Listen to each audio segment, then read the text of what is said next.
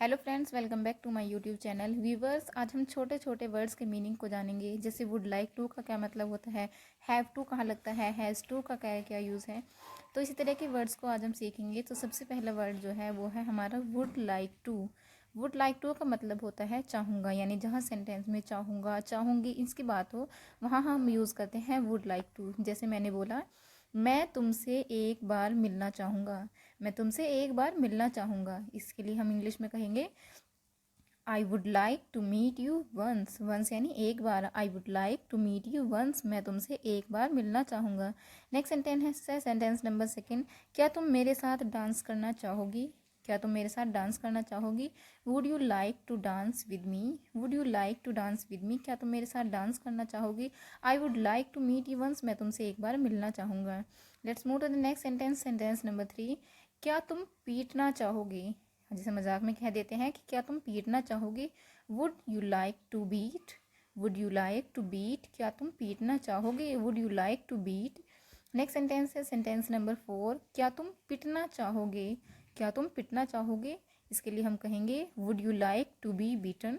Would you like to be beaten, क्या तुम पिटना चाहोगे। Would you like to be beaten. Next sentence है सेंटेंस नंबर फाइव, सबसे पहले मैं तुमसे एक सवाल पूछना चाहूँगा। सबसे पहले, फर्स्ट ऑफ ऑल, मैं तुमसे एक सवाल पूछना चाहूँगा। I would like to ask you a question. First of all I would like to ask you a question. सबसे पहले मैं तुमसे एक सवाल पूछना चाहूँगा। Let's move to the next sentence. अब हम विल हैव टू का मीनिंग जानेंगे, यानी विल हैव टू का इस्तेमाल कहाँ करते हैं। जहाँ हमें सेंटेंस में करना पड़ेगा, इस सेंस की बात हो तो वहाँ पर हम विल हैव टू का यूज़ करते हैं। इसी सेंटेंस में देखिए, जिस सेंटेंस नंबर वन, एक दिन तुम्हें परेशानी झेलनी पड़ेगी। यहाँ पर आया है झेलनी पड़ेगी, तो इसके लिए हम यूज़ करेंगे विल हैव टू का। You will have to face trouble one day. यहाँ पर हम वन डे भी कह सकते हैं, सम डे भी कह सकते हैं। You will have to face trouble one day, तुम्हें एक दिन परेशानी झेलनी पड़ेगी। मुझे कभी ना कभी वहाँ जाना पड़ेगा। I will have to go there one day, या फिर some day. I will have to go there some day.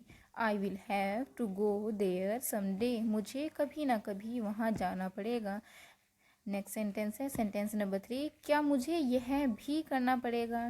Will I have to do this too. यहाँ पर लास्ट में जो टू आया है यह भी के लिए आया है, यह भी। Will I have to do this too, क्या मुझे यह भी करना पड़ेगा। Let's move to the next sentence. अब हम हैड टू का मीनिंग जानेंगे, यानी हैड टू का इस्तेमाल कहाँ करते हैं।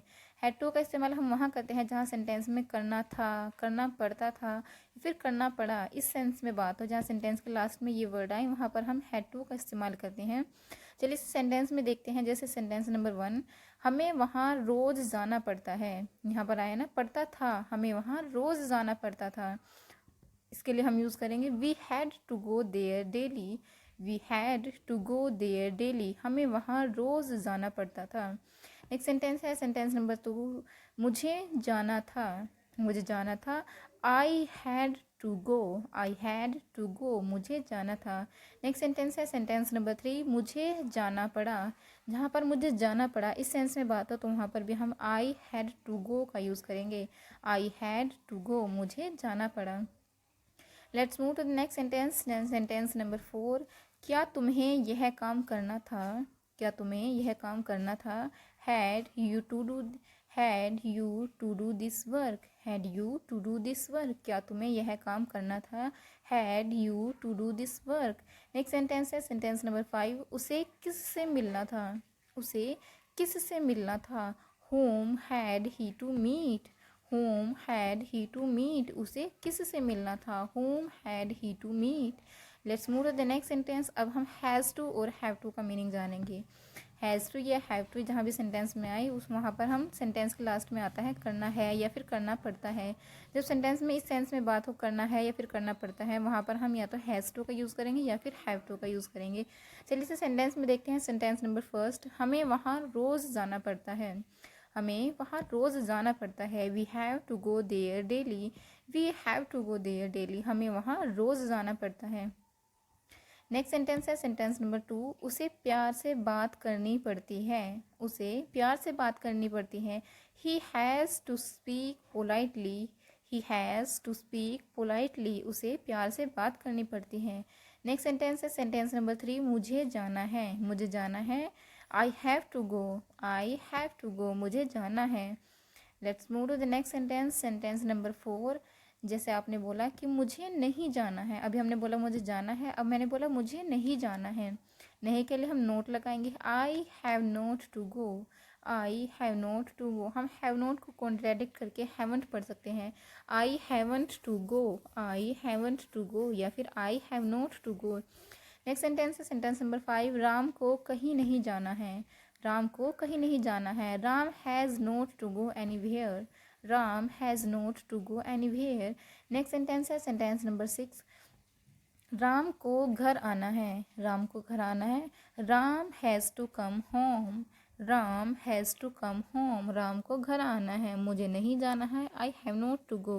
Let's move to the next sentence, sentence number 7, तुम लोगों को जाना नहीं है क्या। अगर हमें किसी से पूछना है कि तुम लोगों को जाना नहीं है क्या, तो इसके लिए हम इंग्लिश में कहेंगे have you people not to go, have you people not to go, तुम लोगों को जाना नहीं है क्या, have you people not to go.